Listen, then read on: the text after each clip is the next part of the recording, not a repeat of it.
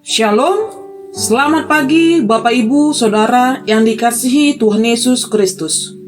Pagi ini Rabu 30 Agustus 2023, saya Pendeta John Patar Situmeang mengajak kita semua untuk mengikuti renungan harian yang dikeluarkan oleh Sinode Gereja Kristen Okumene di Indonesia GKO dengan berpedoman pada pola pembacaan Alkitab 4M, yaitu menerima, merenungkan, melakukan, dan membagikan firman Tuhan dari Yesaya 51 ayat 3 dengan tema penghiburan yang sejati.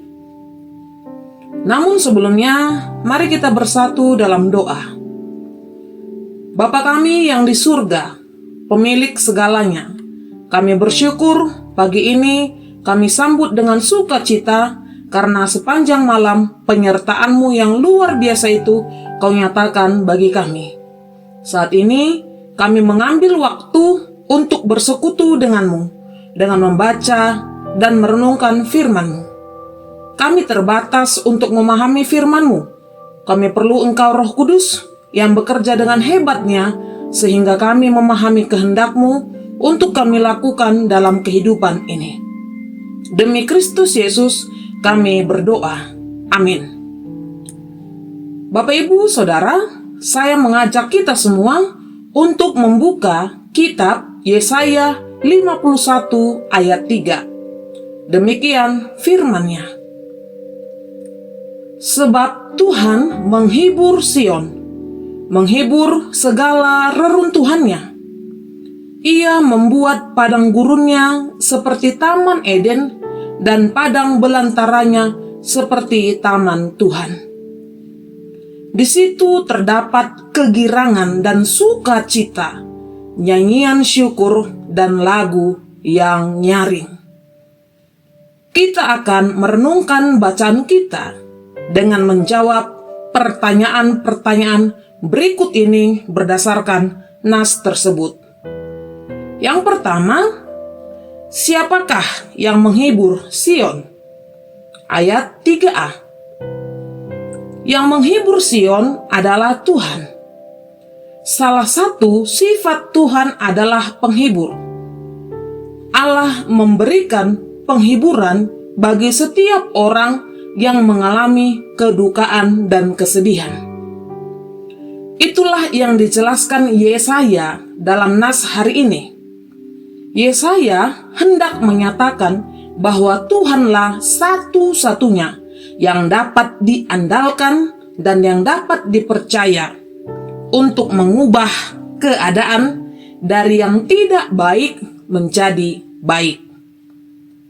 Pertanyaan yang kedua, apa saja penghiburan yang Tuhan beri? Ayat 3b. Tuhan menghiburkan Sion dari segala tempatnya yang sudah dirusakkan itu. Semua yang tinggal puing-puing dan dijadikannya padang gurun seperti taman Eden dan padang belantaranya seperti taman Tuhan. Ketika Sion berduka dengan segala reruntuhannya, Tuhan datang dengan penghiburannya yang memberikan kelegaan. Dia Allah yang penuh belas kasihan. Dia mampu membuat padang gurun menjadi seperti taman Eden. Padang gurun di sini berarti keadaan hidup manusia yang kadang dipenuhi masalah, rasa kesendirian, dan kekosongan. Sementara taman Eden berarti sukacita dan kebahagiaan. Tuhan sanggup membuat padang gurun itu yang penuh dengan masalah menjadi terasa penuh dengan kebahagiaan seperti taman Eden. Hal ini juga bisa saja sedang kita alami saat ini. Ada banyak masalah dalam kehidupan kita.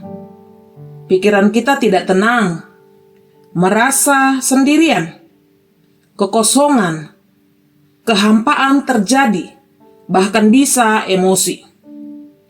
Tapi hari ini Tuhan mengajarkan kita untuk membawa semua masalah pergumulan itu kepadanya. Lepaskanlah semuanya pada Tuhan, dan Tuhan akan menghibur kita. Bisa saja memang masalah kita tidak secara tiba-tiba selesai, tetapi bersama Tuhan kita akan merasa seakan-akan berada di taman bunga, di mana terdapat sukacita yang begitu melimpah. Pertanyaan yang ketiga, apa dampak penghiburan itu? Ayat 3c. Dampak dari penghiburan itu ada kegirangan dan sukacita. Mereka menyanyikan nyanyian kemenangan, berterima kasih kepada Allah atas apa yang telah dilakukannya. Hal ini juga akan kita alami dari Tuhan, penghibur sejati atas segala masalah atau pergumulan hidup yang terjadi. Di luar Tuhan tidak ada kegirangan ataupun sukacita. Oleh sebab itu, patutlah kita memuji kebesarannya. Seperti firman-Nya dalam Mazmur 92 ayat 2-5. Adalah baik untuk menyanyikan syukur kepada Tuhan dan untuk menyanyikan mazmur bagi nama-Mu yang maha tinggi, untuk memberitakan kasih setiamu di waktu pagi dan kesetiaanmu di waktu malam, dengan bunyi-bunyian 10 tali dan dengan gambus, dengan iringan kecapi. Sebab telah Kau buat aku bersuka cita ya Tuhan dengan pekerjaan-Mu, karena perbuatan tangan-Mu aku akan bersorak-sorai. Bapak, Ibu, Saudara, mari kita semua yang mendengarkan kabar baik hari ini untuk terus memantapkan komitmennya di hadapan Tuhan. Yang pertama, di tengah kondisi yang terpuruk atas segala masalah hidup yang menerpa kita, pandanglah Tuhan yang selalu ada bersama kita dan sampai kapanpun tidak akan pernah meninggalkan kita. Yang kedua, Tuhan mengasihi, menyayangi kita. Tidak ada kasih seperti kasih-Nya. Jadi, tetaplah hidup kita di dalam Dia. 3, ucaplah syukur kepada Allah atas perbuatannya yang dahsyat dan ajaib di setiap musim hidup kita. Oleh karena itu, marilah kita membagikan firman Tuhan ini kepada teman, saudara, warga gereja, rekan sepelayanan, rekan kerja, atau orang yang ada di sekitar kita, agar mereka tetap meletakkan imannya kepada Tuhan penghibur sejati. Kita mengakhiri renungan di pagi ini dengan berdoa. Mari kita berdoa. Bapa, kami bersyukur untuk firman-Mu di pagi ini.